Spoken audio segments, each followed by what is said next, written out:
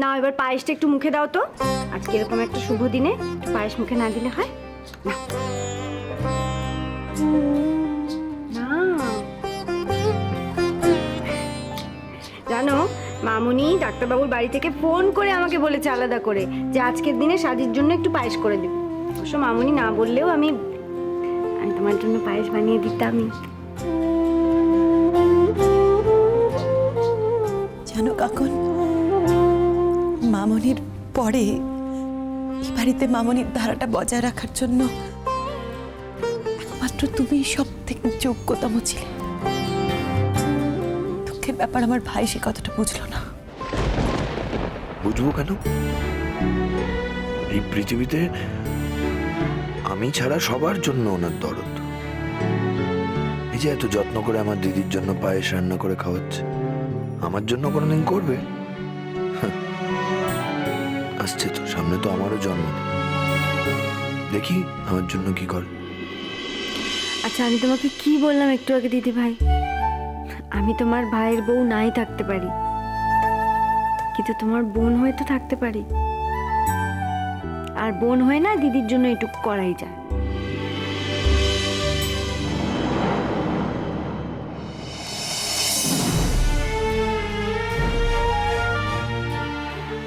কি ব্যাপার তুই এখানে? আশা বাড়ো। না না, বাড়িটা তো আমার নয়। এবারে কোথায় কখন তুই যাবি না যাবি সেটা তো তোর ব্যাপার। আমার বারণ করার কি অধিকার আছে বল? এই সকালবেলা তো মেজাজ দেখাচ্ছিস কেন? আর আজ না তোর জন্মদিন? Happy birthday. টাকায় দেখি এনে ফুল আনতে পারিনি, এটা তো। দিদি ভাই তুমি একটা কাজ করো, তুমি পায়েসটা এখানে রেখে গেলাম, খেয়ে নিও, আমি এখন যাই। মানে তুমি কোথায় যাবে? তোমার কোথাও যাওয়ার দরকার নেই, তুমি এখানেই দাঁড়াও। শোন ভাই, তুই তোর গিফটগুলো ফেরত নিয়ে যা।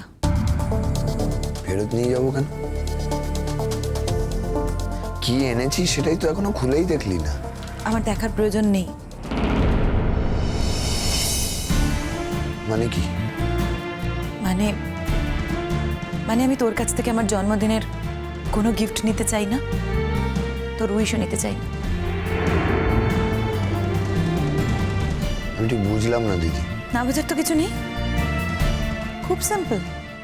আমি তোর মতো একটা মানুষের কাছ থেকে আমার জন্মদিনের কোনো শুভেচ্ছা নিতে চাই না ভাই। এটা বললি তুই? ইয়েস, তুই ঠিকই শুনছিস। আমি যা বলছি তুই একদম ঠিক শুনছিস। শোন ভাই, বছরের সব কটা দিন নষ্ট হয়ে যেতে পারে, কিন্তু একটা দিন মানুষের শুদ্ধ থাকতে ইচ্ছে করে, একটা দিন অন্তত মানুষের ভালো থাকতে ইচ্ছে করে। বছরের প্রত্যেকটা দিন কোনো কিছুর প্রতিবাদ না করে সব অন্যায় মুখ বুঝে সহ্য করে নিই বলে আজকে পারবো না রে। আজকে যাতে নিজের কাছে নিজের মুখটা দেখাতে পারি সেই সুযোগটুকু আমাকে করে দে ভাই, প্লিজ। বুঝেছি, ও তোর কানে এই মন্ত্রগুলো দিয়েছে। যারা এই বাড়িতে আমায় ভালোবাসে তাদের সবাইকে আমার এগেনস্টেও খাড়া করছে। বুঝেছি। ঠিক এই জন্য দিদি ভাই জানো তো, ঠিক এই জন্য আমি বলেছিলাম আমি এখন এখান থেকে যাই। তোমার ভাই এসে এই কথাটাই বলবে আমি জানতাম। আমি না তোমার কথা রাখতে পারছি না দিদি ভাই, আমি আসছি। না, তুমি কোথাও যাবে না, যেতে হলে ও যাবে। শোন ভাই, তোকে যারা ভালোবাসে তারা আজও তোকে ভালোই বাসে। আর এই বাড়িতে তোকে ভালোবাসার লোকের অভাব আছে নাকি? বাবা মা কাকিমণি পিসিমণি সবাই তোকে এখন ভালোবাসে, তুই সবার ইচ্ছে পূরণ করছিস। তাছাড়া তোর জীবনে তো এখন নতুন ভালোবাসার মানুষও এসে গেছে। আমাদের ভালোবাসায় তোর কিছু যায় আসে নাকি? আমরা তোকে ভালোবাসি কি না বাসি তাই নিয়ে তুই বদর করিস নাকি? বুঝেছি, আমার এখানে আসাটাই ভুল হয়েছে। তুই যদি এটা সত্যি বুঝে থাকিস ভাই, তাহলে আমি খুব খুশি হব রে। হ্যাঁ, তোর না এখানে আসাটা ভুল হয়েছে। তুই আমার কাছে আর কখনো আসিস না ভাই। কারণ আমি ছোট থেকে যে ভাইকে চিনতাম সে তো হঠাৎ করে অচেনা হয়ে উঠেছে। বয়সে আমি নতুন করে কোনো অচেনা ভাইকে চিনতে পারবো না রে। এই সব কিছুর জন্য আপনি দায়ী। You are responsible. মজা হচ্ছে না খুব? আমার মামনি আমার দিদির থেকে আমাকে দূরে সরিয়ে দিচ্ছে না, ওদের সামনে এসে কান্নাকাটি করছে। তো এতই যখন সৎ, বাড়ির সবাই জানে আপনার ওই রিজুদার কথা? বলেছেন ওদের যে আপনি এখান থেকে কি ওই রিজুদার সাথে থাকতে চান, নাকি নিজের ইমেজটা বাঁচাবেন বলে চুপ করে গেছেন? আমি কাউকে ভালোবাসলে সেটা বলতে কোনোদিন দ্বিধা করিনি, কোনোদিন করবো না। প্রয়োজন হলে ঠিকই বলবো।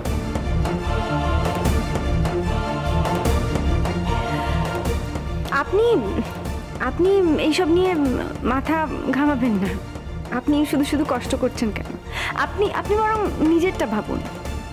আপনি যাকে ভালোবাসেন ঠিক তার কথা ভাবুন, কেমন?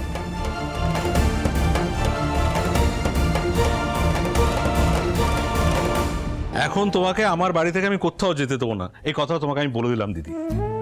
এই তো ভালো জ্বালা হলো দিচ্ছি। আচ্ছা আজকে তো আমার জ্বর আসেনি গো, তাহলে আমি ঘর কেন যাবনি বলে দিইনি?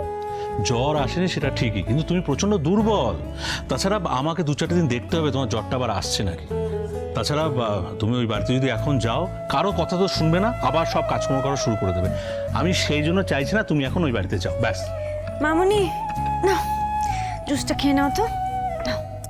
বলো যা, দুদিন একটু জ্বর হয়েছে, একটুখানি বিছানায় পড়েছি বলে একদম সবাই মিলে আমাকে পেয়ে বসেছিস, বল দেখিনি? হ্যাঁ বলে এই মেয়ে, আমি কোনোদিন ফলের রস খাই? ফল খেতে আমার ভালো লাগে না, সেটা জানিস নে? হ্যাঁ জানি, সে তো আমারও কত কিছু খেতে মামুনি ভালো লাগে না। তুমি তখন শোনো আমার কথা, শোনো না। এই যে তুমি শরীর খারাপের মধ্যে কাজ করছো, সে কাজ করছো, আমার তো এইগুলোও ভালো লাগে না। তুমি শুনছো আমার কথা? আচ্ছা বাপু, কি কথা বলিস বল দেখিনি? হ্যাঁ, শরীর থাকলে তো ব্যায়ামও হবেই। শরীর থাকলে ব্যায়ামও হবে না। এবার ব্যায়াম হলে যদি আমার ঘরে দোষ পড়ে যায়, আমি কোন দিকে যাই বল দেখিনি?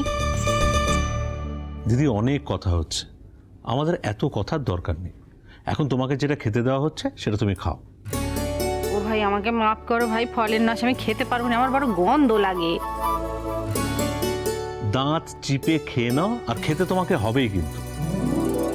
ওমা তুই তো জানিস ফলের রস আমার গন্ধ লাগে, আমি খেতে পারিনি কো। বললাম যে তোমার লাগুক, শরীর তোমার দুর্বল, তোমার এখন এই ফলের রসটা খেতেই হবে। হ্যাঁ করো। তুমি মহা ছিঁচকে শয়তান হয়েছে জানো তো? হ্যাঁ, এখন ভাইয়ের সুরে খুব সুর গাইছ। দিন আমারও আসবে, এই কথাখানে মনে রেখো। তখন যদি আমার কথার অন্যতা করেছো না, আমার কথা অবহেলা করেছো, তখন দেখবে কেমন জবরদস্তি তোমায় ধরে কর।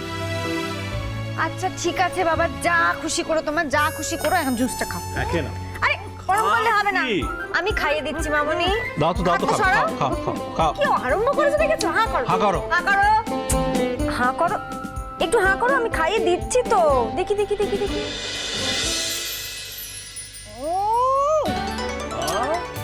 এত খারাপ নয় মামুনি, একটু খাও, নাও একটু খাও। জীবনে আমাকে কেউ কোনোদিন ফলের রস খাওয়াতে পারেনি, এই প্রথম তুই খাল। বেরো। ওই কথা বলো না দিদি, জীবনে তোমায় কখনো কেউ ফলের রস খাওয়াতে চেয়েছে? হ্যাঁ। কেউ কোনো জানতে চেয়েছে তুমি কি চাও? আবার বলছে যে আমাকে কোনো কেউ ফলের রস খাওয়ায়নি। জীবন কি আর একরকম হবে গো ভাই? হ্যাঁ, জীবনখানা তো কেটেই গেল, আর কদিনেই লীলা খেলা চলবে বলে দিগনি? হ্যাঁ, কিছুদিনের মধ্যেই তো শেষ হয়ে যাবে।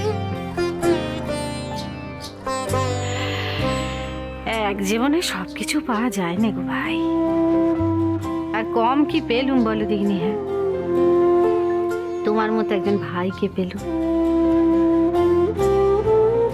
কোথায় নুক্কে ছিলে বলো দিগনি? হ্যাঁ, খুঁজে তো পেলুম।